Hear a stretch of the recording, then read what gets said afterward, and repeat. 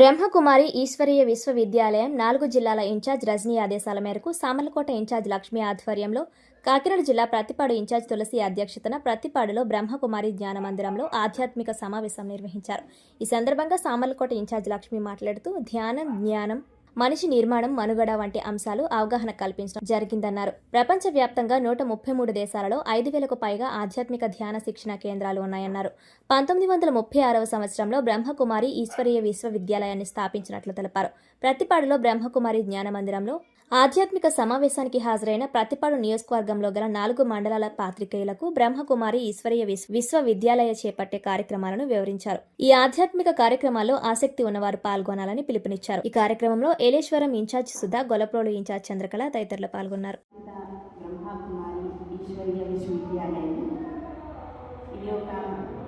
ఆధ్యాత్మిక, సామాజిక, విద్యాపరమైనటువంటి సంస్థ.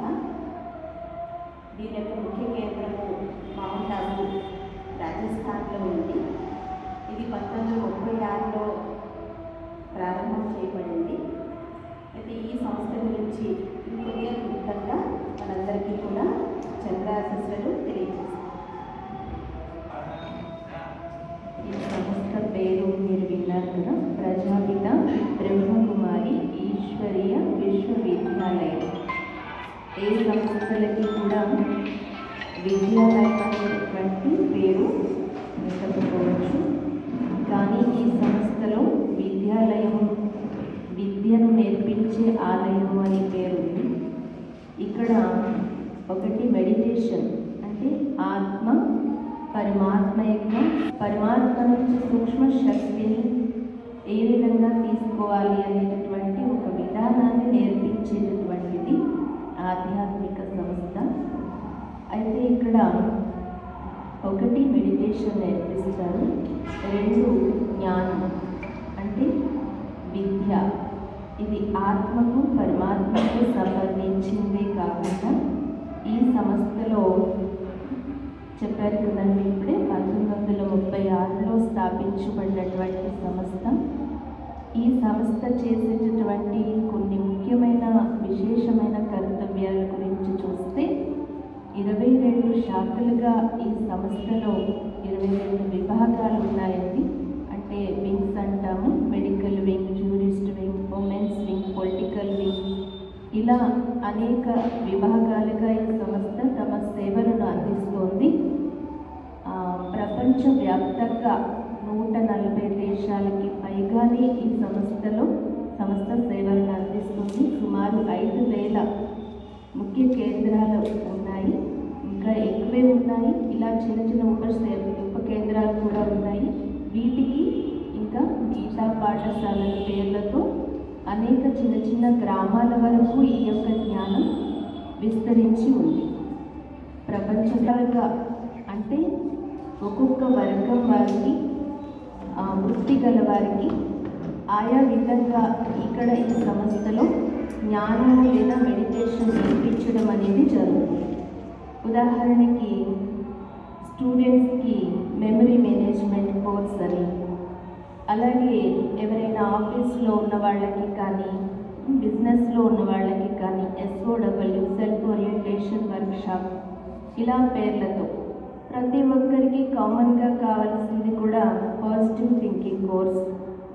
ఇలా అంటే సకారాత్మక ఆలోచనలు ఏ విధంగా ఉత్పన్నం చేయాలి, మనలో నకారాత్మకతను ఎలా తొలగించుకోవాలనే విషయంపై అనేక రూపాలలో ఈ యొక్క జ్ఞానాన్ని అన్ని చోట్ల ఇవ్వడం జరుగుతుంది.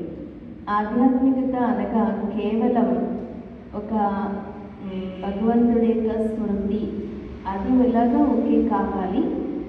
అలాగే వర్తమాన సమయంలో మనకి చూస్తున్నాం కదా, ఎలా రకరకాలుగా నకారాత్మకత అంటే చెడు ఆలోచనలు, వ్యర్థము, చెడు బలహీనతల వల్ల చేసే కొన్ని వికృత కర్మలు, వాటి పరిణామాలు, దుఃఖం, అశాంతి, ఇవన్నింటి నుంచి కూడా ముక్తులవుతూ దూరమై మనస్సుని ప్రశాంతంగా ఏ విధంగా ఉంచుకోవాలి, సక్రమమైన ఆలోచనలు, శాంతిగా మనం ఒక నిర్ణయాన్ని ఏ విధంగా తీసుకోవాలి, మానవ జీవితాన్ని సహజంగా అలాగే ఆధ్యాత్మికంగా సామాజిక పౌరునిగా కూడా, అంటే సొసైటీలో ఎలాగ మంచి రీతిలో జీవించాలి అన్ని విషయాలు ఇక్కడ ప్రతిరోజు కూడా నేర్పించడం జరుగుతుందండి.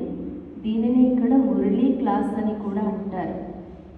ఎవ్రీడే ప్రతిరోజు ఈ యొక్క జ్ఞాన యోగాలను అభ్యాసించే వాళ్ళందరూ కూడా రోజుకి ఒక 45 నుంచి 1 గంట కోసం ఇక్కడికి వస్తారు.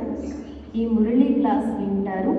తద్వారా వారి జీవితంలో వచ్చే అనేక సమస్యల్ని అతి సహజమైన మార్గంలో వాళ్ళు ఎదుర్కొంటారు. చాలా సుఖం, శాంతిని స్వయానికి అనుభవం పొందుతారు. వారి కుటుంబంలో కూడా అందరితో అదే విధంగా వాళ్ళు ఉండగలుగుతారు. అందుకే ఈ సంస్థ ఇంతగా విస్తీర్ణం చెందింది. అలాగే ఈ సంస్థలో మాలాగా, అంటే ఇక్కడ ఈ ఈస్ట్ గోదావరి, ఉమ్మడి తూర్పుగోదావరి జిల్లాలో హెడ్గా ఉన్నటువంటి రజనీ సిస్టరు కాకినాడలో ఉంటారు. ఇక్కడ చుట్టూ ప్రాంతాలలో మేము ఎలా సిస్టర్స్ అంటారు మమ్మల్ని. మేము ఇలాగా తను మనస్సుతో పూర్తిగా ఈశ్వరుడి ఈ యొక్క విశ్వవిద్యాలయానికి అంకితమై సేవలను అందించడం జరుగుతోంది. ఇది స్వలబ్ధితో కూడింది కాదు, కేవలం ఆధ్యాత్మిక సేవా ఉద్దేశ్యంతోనే ఈ విధంగా ఈ కార్యక్రమాల్లో మేము పూర్తిగా సమర్పిత జీవితంలో ఉన్నాము. ఇలా ఇక్కడ కాకినాడ సరౌండింగ్ అంతా కలిసి ఒక 70 మందికి పైగానే ఉన్నారు. మా సిస్టర్స్ కూడా, బ్రదర్స్ కూడా ఉన్నారు. ఇదంతా కూడా కేవలం భగవంతుడు మనకి ఏం చెప్తున్నారు, అలాగే మనం అసలైన జీవిత విధానం ఏంటి అనేది అవగాహన చేసుకుంటూ జీవించడం, ఇది ఇక్కడ నేర్పిస్తారండి. అయితే ఇంకా సమయం ఉంది, మీరు ఇంకా నేర్చుకోవాల్సింది కూడా ఉంటుంది. ఇప్పుడు మీకు ఇంకా దీని గురించి విపులంగా ఇంకా సిస్టర్స్ ఉన్నారు, తెలియజేస్తారు. ఓం శాంతి.